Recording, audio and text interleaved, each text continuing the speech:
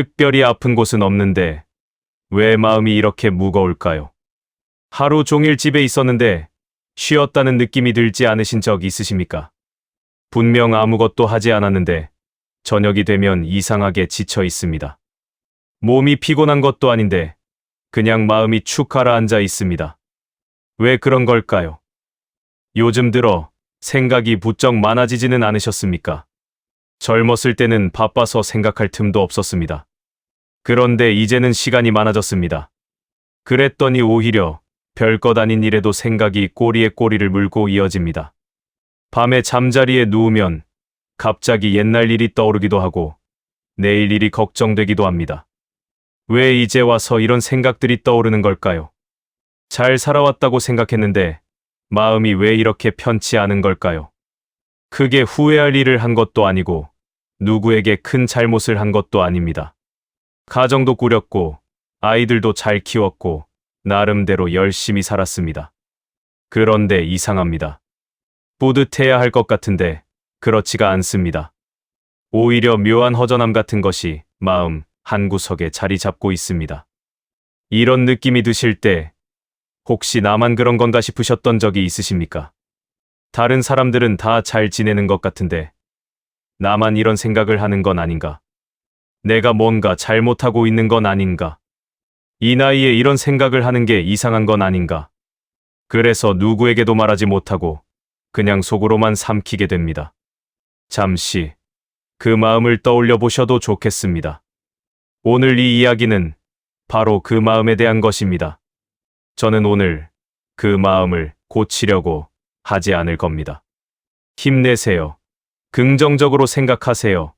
이런 말은 하지 않으려고 합니다. 그런 말이 도움이 되지 않는다는 것을 아시는 분들이십니다. 수십 년을 살아오시면서 그런 말은 이미 충분히 들으셨을 겁니다. 대신 오늘은 그 마음에 이유가 있다는 것을 말씀드리려고 합니다. 마음이 무거운 것에는 이유가 있습니다. 생각이 많아진 것에도 이유가 있습니다. 편해야 할 것 같은데 편하지 않은 것에도 다 이유가 있습니다. 그 이유를 알면 적어도 자신을 덜 탓하게 됩니다. 아, 내가 이상한 게 아니었구나. 이건 나만 겪는 게 아니었구나. 이렇게 이해할 수 있게 됩니다. 오늘 저는 약 200년 전에 살았던 한 철학자의 생각을 빌려서 이 이야기를 풀어보려고 합니다. 그 철학자는 아르투어 쇼펜하우어입니다. 쇼펜하우어는 인간의 마음이 왜 불안한지, 왜 만족하지 못하는지, 왜 나이가 들어도 편해지지 않는지를 깊이 탐구한 사람이었습니다. 그는 삶을 낙관적으로 바라보지 않았습니다. 하지만 그렇다고 해서 절망하라고 말하지도 않았습니다. 그는 그저 인간의 마음을 있는 그대로 바라보려 했습니다. 그리고 그 안에서 조금이라도 덜 괴로워질 수 있는 길을 찾으려 했습니다. 오늘 이 이야기는 바로 그 길을 따라가 보는 시간입니다. 이 이야기가 모든 것을 해결해 드리지는 못합니다. 하지만 적어도 이 감정엔 이유가 있었구나라고 느끼실 수 있다면 그것만으로도 마음이 조금은 가벼워질 수 있습니다. 그럼 천천히 시작해 보겠습니다. 60대가 자주 느끼는 마음의 불안. 먼저 요즘 느끼시는 마음의 상태에 대해 이야기해 보겠습니다. 은퇴를 하셨거나 은퇴를 앞두고 계신 분들이 많으실 겁니다.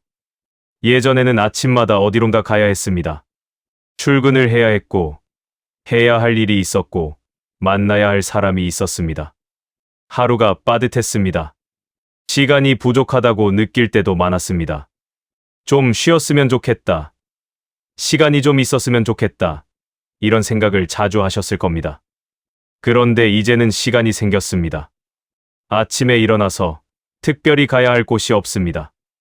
해야 할 일도 예전만큼 많지 않습니다. 자유로워진 것입니다. 그동안 바랐던 것입니다. 그런데 이상합니다. 막상 시간이 생기니까 마음이 편해지지 않습니다. 오히려 더 불안해지는 것 같습니다. 하루가 길게 느껴집니다. 그 긴 하루를 어떻게 보내야 할지 막막합니다. 아침에 눈을 떴는데 오늘 뭘 하지? 라는 생각이 먼저 듭니다. 그리고 그 생각이 은근히 무겁습니다. 왜 이런 걸까요? 한 가지 이유는 시간의 감각이 변했기 때문입니다. 젊었을 때는 시간이 빠르게 흘러갔습니다. 할 일이 많았고 그 일들을 처리하느라 하루가 금방 지나갔습니다. 시간을 의식할 틈이 없었습니다. 그런데 이제는 할 일이 줄었습니다. 그러니까 시간이 느리게 느껴집니다. 하루가 길고 일주일이 길고 한 달이 길게 느껴집니다. 그런데 여기서 묘한 역설이 생깁니다. 시간은 느리게 가는 것 같은데 돌아보면 또 빠르게 지나간 것 같습니다. 벌써 일주일이 지났네. 벌써 한 달이 갔네. 이런 생각이 듭니다. 그러면서 동시에 하루하루는 길게 느껴집니다. 이 두 가지 느낌이 공존합니다. 그래서 혼란스럽습니다. 그리고 또 한 가지. 시간이 많아지니까 생각도 많아집니다. 예전에는 바빠서 생각할 틈이 없었습니다. 지금 당장 해야 할 일에 집중하느라 다른 생각을 할 여유가 없었습니다. 하지만 이제는 시간이 있습니다. 그러니까 생각이 떠오릅니다. 그것도 별로 유쾌하지 않은 생각들이 많이 떠오릅니다. 과거에 대한 생각.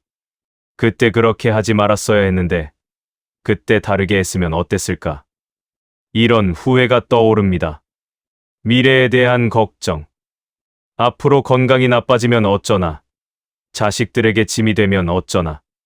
이런 걱정이 떠오릅니다. 그리고 현재에 대한 의문. 나는 지금 뭘 하고 있는 거지? 이렇게 사는 게 맞는 건가? 이런 의문이 떠오릅니다. 이 생각들이 머릿속을 맴돕니다. 특히 조용한 시간에 혼자 있을 때 이런 생각들이 선명하게 떠오릅니다. 그래서 혼자 있는 것이 불편해집니다. 텔레비전을 켜거나 누군가에게 전화를 하거나 밖으로 나가려고 합니다. 생각을 피하려고요. 잠시 생각해 보셔도 좋겠습니다. 요즘 혼자 조용히 있을 때 어떤 생각이 떠오르십니까? 그리고 또 한 가지. 마음을 무겁게 만드는 것이 있습니다. 그것은 바로 쓸모없다는 느낌입니다. 예전에는 내가 필요한 사람이었습니다. 직장에 가면 내가 해야 할 일이 있었고, 집에 오면 가족을 돌봐야 했습니다. 나 없으면 안 되는 일들이 있었습니다. 그것이 힘들기도 했지만, 동시에 나의 존재 이유이기도 했습니다. 내가 필요한 곳이 있다는 것, 그것이 삶의 의미를 주었습니다. 그런데 이제는 다릅니다. 직장에서 은퇴했고, 아이들은 다 커서 각자의 삶을 살고 있습니다. 더 이상 나를 필요로 하는 곳이 별로 없습니다. 물론 가족들은 여전히 저를 사랑합니다. 하지만 필요하다는 느낌은 예전 같지 않습니다. 그러면 이런 생각이 듭니다. 나는 이제 쓸모없는 사람인가? 이 생각이 의식적으로 떠오르는 것은 아닙니다. 하지만 무의식 어딘가에서 이 생각이 마음을 무겁게 합니다. 누군가 직접 그렇게 말한 것도 아닌데 스스로 그렇게 느끼게 됩니다. 그리고 이것과 연결된 또 하나의 문제가 있습니다. 그것은 바로 비교와 자기 평가가 멈추지 않는다는 것입니다. 우리는 평생 비교하며 살아왔습니다. 학교에서는 성적을 비교하고, 직장에서는 성과를 비교하고, 사회에서는 성공을 비교합니다. 누가 더 잘 살고, 누가 더 많이 가졌는지. 이런 비교가 습관이 되어 있습니다. 나이가 들어도 이 습관은 멈추지 않습니다. 이제는 비교 대상이 조금 달라졌을 뿐입니다. 저 집 아들은 잘 됐다던데, 저 사람은 건강하게 잘 지내는 것 같은데, 저 동창은 여유 있게 여행 다니던데. 이런 식으로 비교합니다. 그리고 자기 자신도 평가합니다. 나는 잘 살았는가? 나는 충분히 했는가? 나는 성공한 인생인가 실패한 인생인가? 이런 질문을 스스로에게 던집니다. 그리고 그 평가가 긍정적이지 않으면 마음이 무거워집니다. 문제는 이 평가가 끝나지 않는다는 것입니다. 아무리 잘했다고 생각해도 어딘가 부족한 점이 보입니다. 아무리 열심히 살았다고 해도 후회되는 일이 떠오릅니다. 그래서 마음이 편해지지 않습니다. 왜 이런 걸까요? 왜 나이가 들어도 우리는 계속 자신을 평가하고 비교하고 부족하다고 느끼는 걸까요? 쇼펜하우어는 이 질문에 대해 깊이 생각했습니다. 그는 인간의 마음이 왜 만족하지 못하는지, 왜 끊임없이 무언가를 원하는지를 탐구했습니다. 그리고 그 안에서 우리가 불안한 이유를 찾았습니다. 이제 그 이야기를 해보겠습니다. 이 쇼펜하우어가 말하는 인간의 마음. 쇼펜하우어는 인간의 마음에 대해 매우 현실적인 시선을 가지고 있었습니다. 그는 인간을 의지의 존재라고 보았습니다. 여기서 의지란 끊임없이 무언가를 원하는 마음의 힘을 말합니다. 우리는 늘 무언가를 원합니다. 배가 고프면 먹고 싶고, 피곤하면 쉬고 싶고, 외로우면 누군가를 만나고 싶습니다. 이것은 본능에 가깝습니다. 우리가 의식적으로 선택하는 것이 아니라 저절로 작동합니다. 문제는 이 의지가 절대로 완전히 만족하지 않는다는 것입니다. 쇼펜하우어는 이렇게 생각했습니다. 우리가 무언가를 원할 때 그것을 얻지 못하면 괴롭습니다. 이것은 당연합니다. 그런데 그것을 얻으면 어떻게 될까요? 잠시 기쁩니다. 하지만 그 기쁨은 오래가지 않습니다. 곧 익숙해집니다. 그리고 또 다른 무언가를 원하게 됩니다. 잠시 생각해 보셔도 좋겠습니다. 지나온 삶에서 간절히 원했던 것들이 있으셨을 겁니다. 좋은 직장에 취직하고 싶었고, 결혼을 하고 싶었고, 아이를 낳고 싶었고, 내 집을 마련하고 싶었습니다. 그것들을 이루셨을 때 정말로 마음이 편해지셨습니까? 아마 잠시 기뻤을 겁니다. 하지만 곧 또 다른 걱정이 생겼을 겁니다. 아이가 태어나면 아이 걱정, 집을 사면 대출 걱정, 직장에서 승진하면 또 다른 부담. 하나를 이루면 다른 것이 보입니다. 끝이 없습니다. 쇼펜하우어는 이것을 인간의 근본적인 조건으로 보았습니다. 우리는 원하도록 만들어진 존재입니다. 그리고 원함이 채워지면 또 다른 원함이 생깁니다. 마치 시계추가 한쪽에서 다른 쪽으로 끊임없이 흔들리듯 우리의 마음도 원함과 권태 사이를 왔다 갔다 합니다. 무언가를 원할 때는 그것을 얻지 못해 괴롭습니다. 그것을 결핍의 고통이라고 할 수 있습니다. 그런데 그것을 얻으면 어떻게 될까요? 잠시 만족합니다. 하지만 곧 지루해지거나 또 다른 것이 부족하게 느껴집니다. 그것을 권태의 고통이라고 할 수 있습니다. 결핍의 고통, 권태의 고통. 우리의 마음은 이 둘 사이를 오갑니다. 완전한 만족이란 없습니다. 이것이 쇼펜하우어가 말하는 인간 마음의 구조입니다. 그렇다면 나이가 들면 어떨까요? 욕망이 줄어들까요? 쇼펜하우어의 시선으로 보면 욕망은 사라지지 않습니다. 다만 형태가 바뀔 뿐입니다. 젊었을 때의 욕망은 무언가를 얻고 싶다는 것이었습니다. 성공, 인정, 돈, 사랑. 이런 것들을 향해 달려갔습니다. 그 욕망은 강렬했지만 방향이 분명했습니다. 나이가 들면 욕망의 형태가 달라집니다. 이제는 무언가를 잃지 않고 싶다는 욕망이 커집니다. 건강을 잃고 싶지 않다. 가족에게 버림받고 싶지 않다. 쓸모없는 사람이 되고 싶지 않다. 존중받지 못하는 존재가 되고 싶지 않다. 이런 것들입니다. 그리고 과거에 대한 욕망도 생깁니다. 이미 지나간 일을 되돌리고 싶다. 그때 다르게 행동했더라면, 그때 그 선택을 하지 않았더라면. 이런 후회도 일종의 욕망입니다. 바꿀 수 없는 것을 바꾸고 싶어 하는 마음. 이것이 우리를 괴롭힙니다. 그래서 나이가 들어도 마음은 편해지지 않습니다. 욕망의 대상이 바뀌었을 뿐, 욕망 자체는 여전히 작동하고 있기 때문입니다. 이것을 알면 한 가지 중요한 이해에 도달할 수 있습니다. 마음이 불안한 것은 삶이 잘못되어서가 아닙니다. 인간이 원래 그렇게 만들어졌기 때문입니다. 나는 왜 이렇게 만족을 못하지? 나는 왜 이렇게 마음이 복잡하지?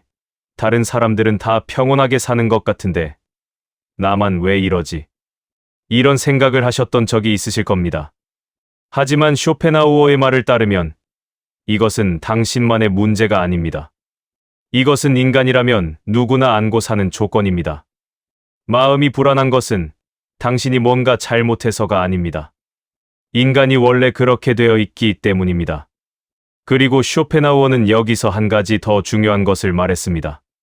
그것은 고통을 느낄 수 있는 존재의 의미에 대한 것입니다. 쇼펜하우어는 고통을 느낄 수 있는 능력을 인간 존엄의 핵심으로 보았습니다. 이것이 조금 이상하게 들릴 수 있습니다. 고통은 피하고 싶은 것이지 좋은 것이 아니니까요. 하지만 쇼펜하우어는 다르게 생각했습니다. 고통을 느끼려면 무언가를 소중히 여겨야 합니다. 아무것도 소중히 여기지 않는 사람은 고통도 느끼지 않습니다. 가족을 잃어서 슬픈 것은 가족을 사랑했기 때문입니다. 쓸모없다고 느껴서 괴로운 것은 자신의 가치를 원했기 때문입니다. 외로운 것은 연결을 원하기 때문입니다. 고통은 우리가 무언가를 깊이 느끼고 있다는 증거입니다. 그리고 그렇게 깊이 느낄 수 있다는 것이 인간의 깊이입니다. 그래서 쇼펜하우어는 고통을 단순히 피해야 할 것으로만 보지 않았습니다. 고통을 겪을 수 있다는 것 자체가 인간이 깊이 있는 존재라는 증거라고 보았습니다. 지금까지 살아오시면서 얼마나 많은 고통을 겪으셨습니까? 자녀를 키우면서 힘들었던 날들, 경제적으로 어려웠던 시기, 가족 간의 갈등, 건강 문제, 직장에서의 스트레스, 사랑하는 사람을 잃은 슬픔. 이 모든 것들을 겪어오셨습니다. 그리고 그것을 견뎌내셨습니다. 쇼펜하우어의 관점에서 보면 이것은 대단한 일입니다. 고통을 겪었다는 것은 깊이 느꼈다는 것입니다. 그리고 그것을 견뎌냈다는 것은 그 깊이를 감당할 수 있는 존재라는 것입니다. 그래서 마음이 불안한 것은 당신이 약해서가 아닙니다.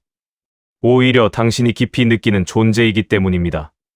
잠시 이 말을 마음에 담아두셔도 좋겠습니다. 고독과 거리감을 바라보는 시선. 이제 고독에 대해 이야기해 보겠습니다. 요즘 혼자 있는 시간이 많아지셨을 겁니다.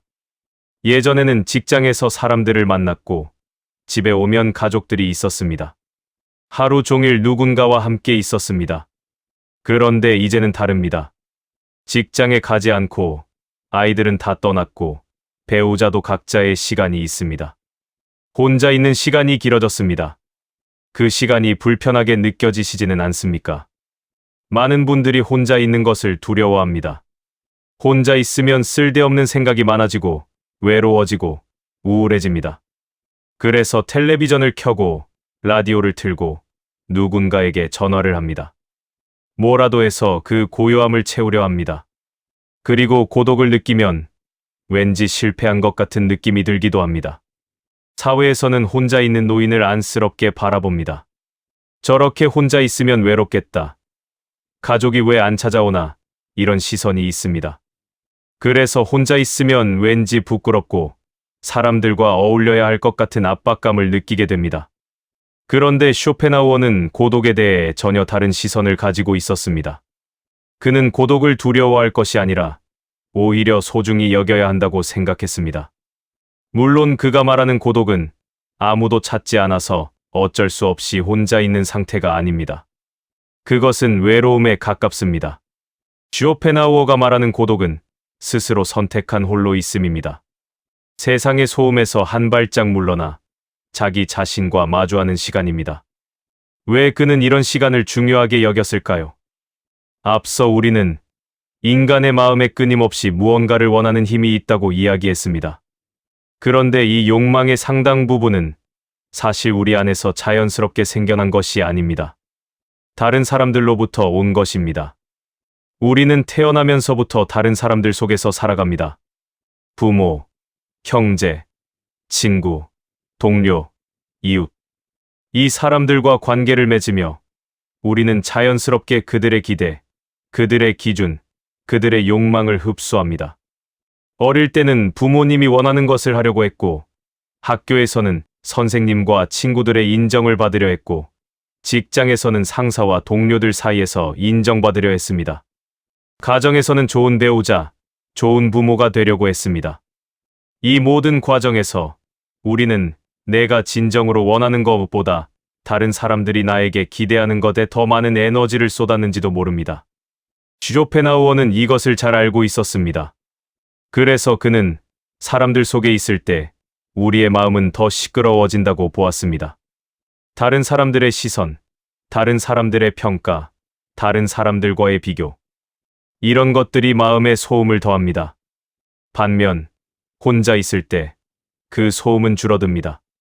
다른 사람들의 기대에서 벗어나 온전히 나 자신과 마주할 수 있는 시간이 생깁니다. 잠시 생각해 보셔도 좋겠습니다.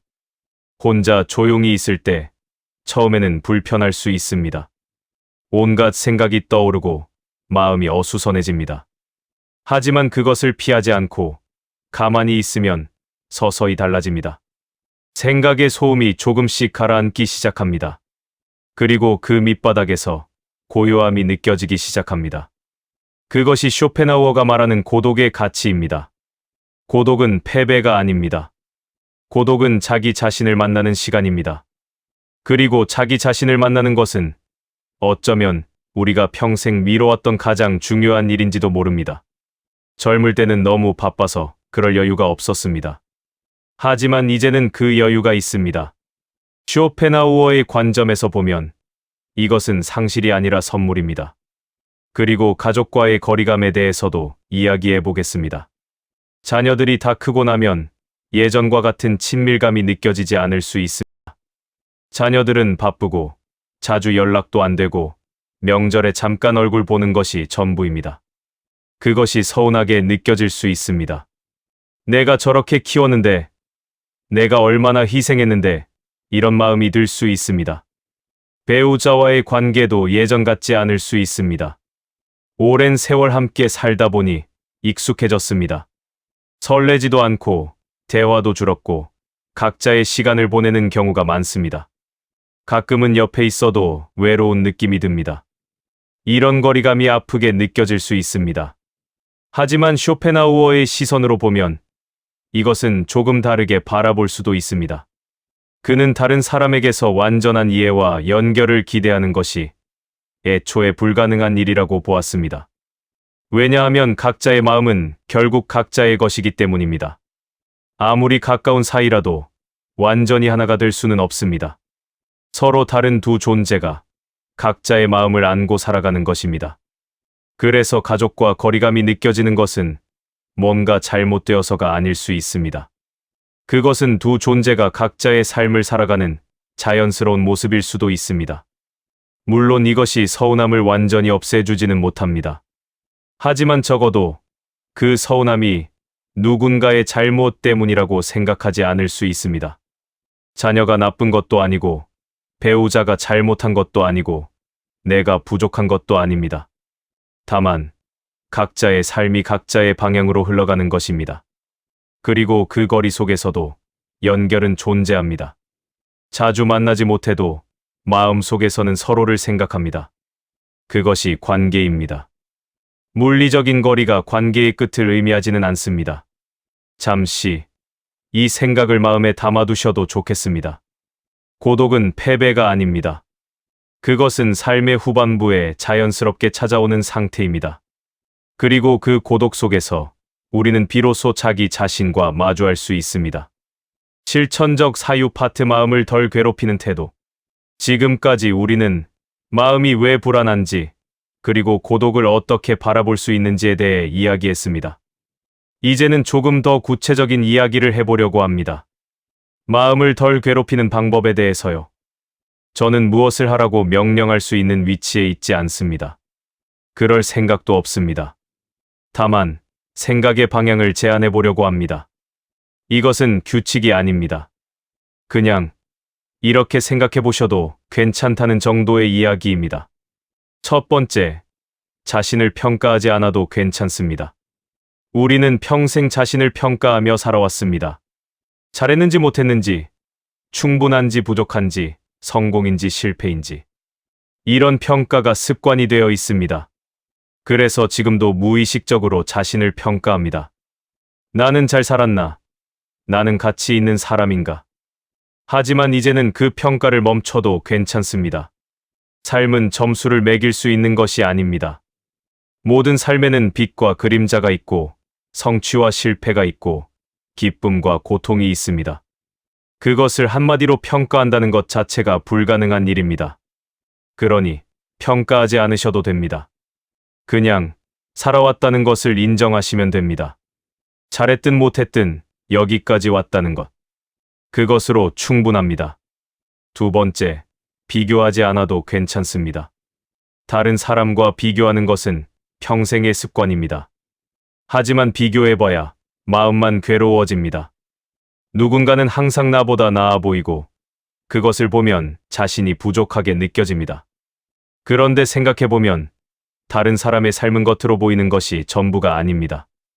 행복해 보이는 사람도 나름의 고통이 있고 성공한 것 같은 사람도 나름의 걱정이 있습니다. 우리가 보는 것은 표면일 뿐입니다.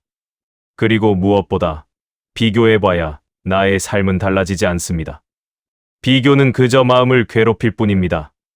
비교가 시작될 때, 또 비교하고 있구나 하고 알아차리시면 됩니다. 그것만으로도 비교의 힘은 약해집니다. 세 번째, 마음이 무거운 날이 있어도 괜찮습니다. 어떤 날은 특별한 이유 없이 마음이 가라앉습니다. 아무것도 잘못한 것이 없는데 그냥 기분이 좋지 않습니다. 그런 날이 있으면 왠지 내가 이상한 것 같고 빨리 기분을 바꿔야 할 것 같은 압박감이 듭니다. 하지만 그런 날이 있어도 괜찮습니다. 마음에도 날씨가 있습니다. 맑은 날이 있으면 흐린 날도 있습니다. 흐린 날이라고 해서 뭔가 잘못된 것은 아닙니다. 그냥 그런 날인 것입니다. 억지로 기분을 바꾸려고 하지 않으셔도 됩니다.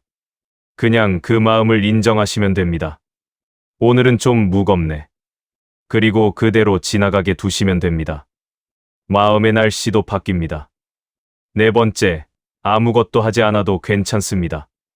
우리는 늘 무언가를 해야 한다고 생각합니다. 시간을 낭비하면 안 된다고, 생산적으로 살아야 한다고 배웠습니다. 그래서 아무것도 안 하고 있으면 죄책감이 듭니다. 하지만 이제는 아무것도 하지 않아도 괜찮습니다. 그냥 앉아 있어도 괜찮습니다. 창밖을 바라보아도 괜찮습니다. 멍하니 있어도 괜찮습니다. 그 시간이 낭비라고 생각하실 수도 있지만 사실은 그렇지 않습니다. 아무것도 하지 않는 시간은 마음을 쉬게 하는 시간입니다. 그것도 필요한 시간입니다. 다섯 번째, 필요한 사람이 아니어도 괜찮습니다. 누군가에게 필요하지 않으면 가치가 없는 것 같다는 느낌이 들 수 있습니다. 하지만 그것은 사실이 아닙니다. 당신의 가치는 누군가에게 필요한지 아닌지로 결정되지 않습니다. 당신은 그 자체로 가치가 있습니다. 아무것도 하지 않아도, 아무에게도 필요하지 않아도 당신은 여전히 가치 있는 존재입니다. 쓸모라는 것은 외적인 기준일 뿐입니다. 그것이 없어졌다고 해서 당신이라는 존재의 가치가 줄어드는 것은 아닙니다. 여섯 번째, 과거를 그냥 두어도 괜찮습니다. 과거에 대한 후회가 자꾸 떠오를 수 있습니다. 그때 그렇게 하지 말았어야 했는데, 그때 다르게 했으면 어땠을까? 이런 생각이 머릿속을 맴돕니다. 하지만 과거는 바꿀 수 없습니다. 아무리 후회해도 이미 일어난 일은 일어난 일입니다. 그것을 계속 곱씹어봐야 지금의 자신만 괴로워집니다. 과거를 그냥 두셔도 괜찮습니다. 후회가 떠오르면 그때는 그랬구나 하고 인정하시고 흘려보내시면 됩니다. 붙잡고 있지 않으셔도 됩니다. 이 모든 것들은 특별한 이야기가 아닙니다. 어쩌면 이미 알고 계신 것들일 수도 있습니다. 하지만 알고 있는 것과 스스로에게 허락하는 것은 다릅니다. 오늘 이 이야기가 스스로에게 조금 더 관대해지는 계기가 되었으면 좋겠습니다. 잠시 숨을 고르셔도 좋겠습니다. 당신은 이미 충분히 살아냈습니다. 오늘 이야기가 많이 길었습니다. 여기까지 들어주셔서 감사합니다. 마지막으로 짧게 이야기를 마무리해 보려고 합니다. 오늘 우리는 마음이 왜 불안한지에 대해 이야기했습니다. 쇼펜하우어는 인간의 마음이 끊임없이 무언가를 원하도록 만들어져 있다고 보았습니다. 그래서 우리는 만족하지 못하고 늘 불안합니다. 이것은 삶이 잘못되어서가 아니라 인간이 원래 그렇게 되어 있기 때문입니다. 그리고 고독에 대해서도 이야기했습니다. 고독은 패배가 아닙니다. 그것은 삶의 후반부에 자연스럽게 찾아오는 상태입니다. 그 고독 속에서 우리는 비로소 자기 자신과 마주할 수 있습니다. 마지막으로 마음을 덜 괴롭히는 태도에 대해 이야기했습니다. 자신을 평가하지 않아도 괜찮고 비교하지 않아도 괜찮고 아무것도 하지 않아도 괜찮습니다. 그냥 있는 그대로의 자신을 인정하시면 됩니다. 쇼펜하우어의 철학에서 제가 배운 것이 있다면 그것은 이것입니다. 인생의 후반부는 더 얻는 시간이 아닙니다. 덜 괴로워지는 법을 배우는 시간입니다. 더 많이 성취하려고 하지 않아도 됩니다. 더 나은 사람이 되려고 하지 않아도 됩니다. 그냥 지금 이 순간에 머무르시면 됩니다. 그리고 지금의 자신을 있는 그대로 인정하시면 됩니다. 당신은 이미 충분히 살아냈습니다. 많은 것을 감당하셨고, 많은 것을 견뎌내셨고, 많은 것을 느끼셨습니다. 그 세월의 무게를 아무도 가볍게 여길 수 없습니다. 지금 느끼시는 불안, 허전함, 고독. 이런 것들도 삶의 일부입니다. 없애야 할 것이 아니라 인정해야 할 것입니다. 그것들이 있다고 해서 삶이 잘못된 것은 아닙니다. 그것들을 느끼면서도 여전히 살아가고 계시는 것입니다. 그것만으로도 충분합니다. 이제는 조금 쉬셔도 됩니다. 더 이상 증명하지 않으셔도 됩니다. 더 이상 달리지 않으셔도 됩니다. 오늘 하루 마음이 조금이나마 가벼워지셨기를 바랍니다.